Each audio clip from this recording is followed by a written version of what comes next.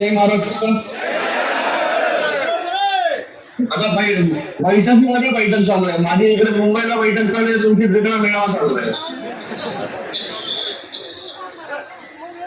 आणि सगळे हात दाखवतात आणि मोठ्या प्रमाणामध्ये मला वाटतं दूध प्रमुख आणि शिवदूत उपस्थित आहेत.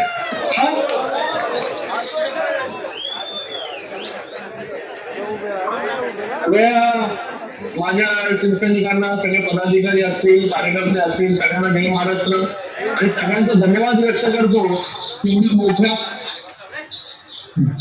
मोठ्या संख्येतले इथे उपस्थित राहिला. आता तुम्ही जळगाववरून सुरुवात जी आहे जनसंवाद यात्रेची ती जळगाव पासून सुरुवात केली आणि जळगाव मध्ये आल्यानंतर पाचीच्या जागा आहेत आपल्या, त्या पूर्ण ताकदीने आपण जिंकू असा विश्वास देखील मला वाटला. कारण की तेवढ्या ताकदीने जे आहे ते आपण तिकडे काम करताय. आणि प्रत्येक आपला आमदार जो आहे, कार्यकर्ता जो आहे, हा म्हणजे खूप चांगली संघटना आपण तिकडे उभी केली. आणि त्याचा प्रत्येक जो आहे तो मला तिथे आल्यानंतर कळतो. कारण की ग्राउंड लेवलवरती आल्यानंतर कोण कितना पाणी नाही हे सगळं कळतं. पण आज जळगावची परिस्थिती म्हणजे आम्ही नेहमी ठाण्याचं उदाहरण द्यायचो की संघटना कशी असायला पाहिजे. आता जळगाव मध्ये आल्यानंतर सगळीकडे जळगावचं उदाहरण नेहमी देतो की जळगावची संघटना जी आहे, एक कार्यकर्ता एवढा मजबूत आहे की येणाऱ्या विधानसभेमध्ये मोठ्या मताधिक्याने प्रत्येक जागा जी आहे ती जळगाव तालुक्यामधील असेल, आजूबाजूची असेल आपली, ती जिंकू आपण. आणि तसं काम किशोरप्पांच्या नेतृत्वाखाली आपण सगळे लोक करताय. किशोरप्पांनी माननीय मुख्यमंत्री एकनाथ शिंदे साहेबांच्या नेतृत्वाखाली मोठ्या प्रमाणामध्ये निधी आणला आपल्या त्या विधानसभेमध्ये, पाचोऱ्यामध्ये, आणि मोठी कामं उभी केली. मला वाटत नाही की याच्या अगोदर गेले अनेक वर्ष आपण शिवसेनेचं काम करताय, पण याच्या अगोदर इतका मोठ्या प्रमाणामध्ये निधी आणि विकास कामं कुठे झाले असतील. आणि आपल्याकडे मला वाटतं मुख्यमंत्री माझी लाडकी बहीण योजनेमधील लाभार्थी पण मोठ्या संख्येमध्ये आहेत, बरोबर ना? आता आपण असे मेळावे जे आहेत शिवदूतांचे मेळावे, म्हणजे अगोदर फक्त दूतप्रमुखांपर्यंत आपली संघटना काम करायची. आता शिवदूत आल्यानंतर अजून संघटना जी आहे काही कित्येक पटीने जे आहे त्याची ताकद वाढली. कारण की आपण तळागाळातील प्रत्येक गावातील प्रतिनिधी आहात. आपल्याला माहिती असतं की प्रत्येक गावामध्ये काय चालू आहे.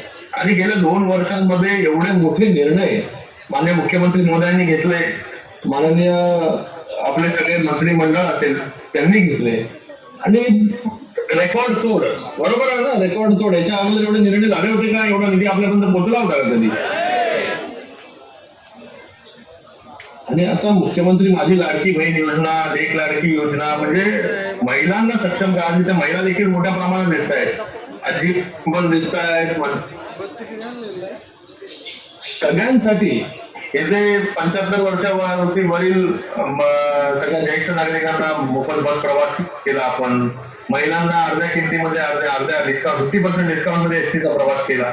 महिलांना आता 3 गॅस सिलेंडर देखील मिळणार आहे वर्षाला. सगळ्यात मोठं टेन्शन असतं गॅसचं आपलं. 6 गॅस सिलेंडर आपल्याला लागतात ना सरासरी. आता 3 ची जबाबदारी तर सरकारने घेतली आहे.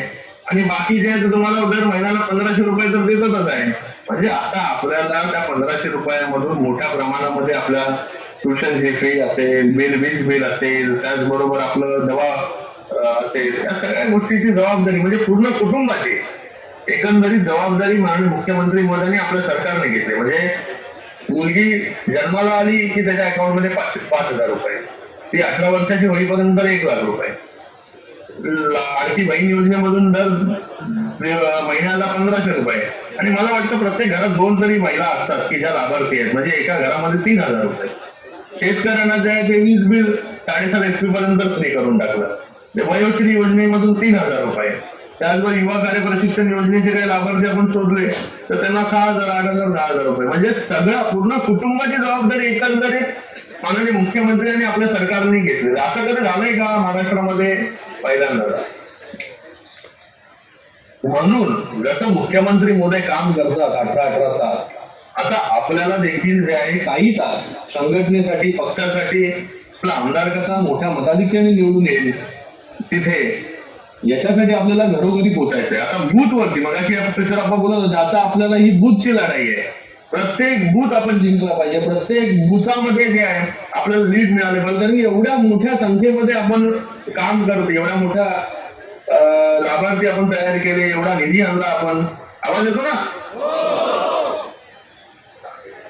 तर आपण सगळ्यांनी बूथ वरती शिवदूतांनी प्रत्येकाचा नवीन मुख्यमंत्री माझी लाडकी बहीण कुटुंब भेट आपण सुरू केली.